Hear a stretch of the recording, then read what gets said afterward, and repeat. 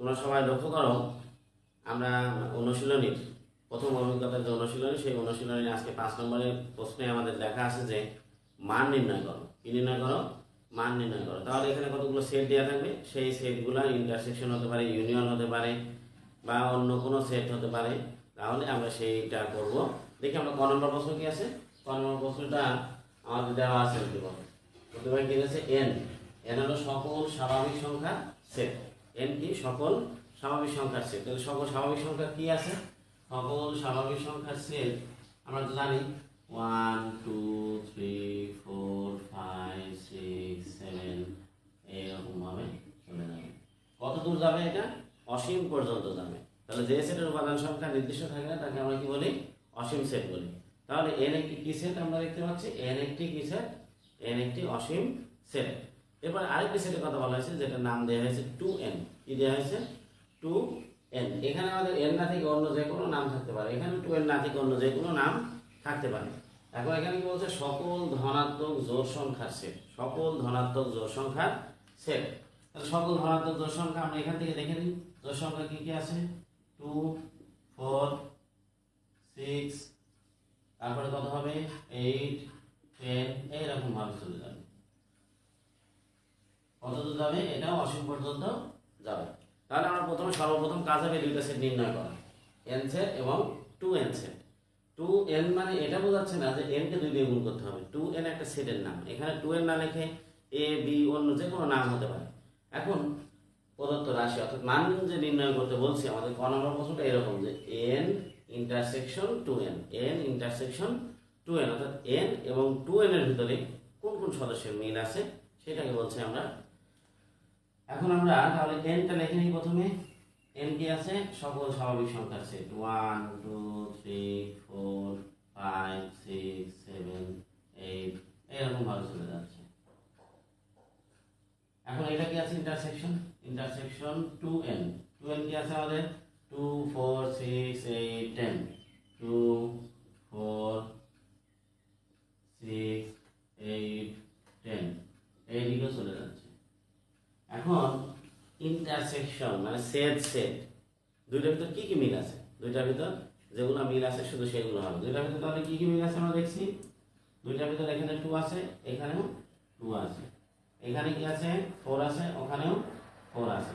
এখানে 6 আছে, ওখানেও 6 আছে। এখানে 8 আছে, ওখানে 8 আছে। এরপরে কত হবে? 10। এরপর যদি আরো লিখতে চাই তাহলে কত হবে? 12। এটা কত দূর যাবে? এটা অসীম পর্যন্ত যাবে।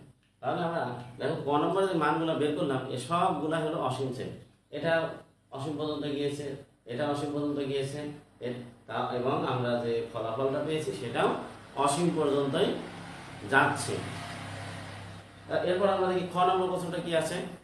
প্রশ্নটা আমাদের উদ্দীপকে আছে n। n হলো সকল স্বাভাবিক সংখ্যার সেট, এটা আমরা দেখছি।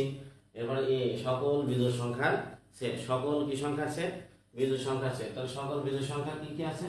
সকল বিজোড় সংখ্যা আমরা 1 3 5 7 9 11 এইরকম ভাবে যাবে।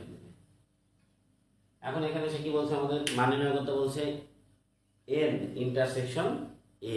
কিসের মান নির্ণয় করতে বলছে? n intersection a। তাহলে n ইন্টারসেকশন যদি আমরা a করি তাহলে এখানে কি হবে?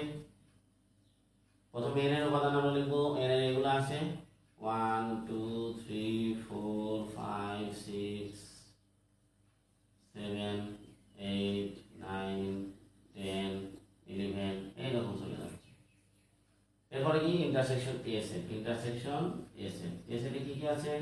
1 3 5 7, 1 3 5 7 9 11 এইরকম অসীম পর্যন্ত যাবে। এখন এই দুইটা সেটের ভিতর কি কি মিল আছে? এই দুইটা সেটের ভিতর আমাদের দেখতে পাচ্ছি 1 মিল আছে, 3 আছে, 5 আছে, এইরকম সকল বিজোড় সংখ্যাগুলো মিল আছে। তাহলে সকল বিজোড় সংখ্যাগুলো কি কি আমরা লিখে নিই। সকল বিজোড় সংখ্যা এখানে 1 3 5 7 9 11। এখানে শেষ না, আরো আছে? এটা অবশ্যই আরো আছে। এখানে দেখো সব সেটগুলো আমাদের কি সেট? অসীম সেট। সব সেটগুলো কি সেট? অসীম সেট। এখানে দেখো এটা কিন্তু তালিকা পদ্ধতি না, এটা সেট গঠন পদ্ধতি, এটা তালিকা পদ্ধতি। এটা সেট গঠন পদ্ধতি, এটা তালিকা পদ্ধতি। এখানে তো তালিকা পদ্ধতি সব দেখাই যাচ্ছে। এর পরবর্তীতে আমরা গ নম্বর দেখি। দেখো গ নম্বর প্রশ্নটা কি আছে, গ নম্বর প্রশ্নটা আছে যে 2n সকল ধনাত্মক জোড় সংখ্যার সেট। সকল ধনাত্মক জোড় সংখ্যার সেট আমরা তো দেখলাম সকল 2 4 6 8 10 এরকম মান চলে যাবে।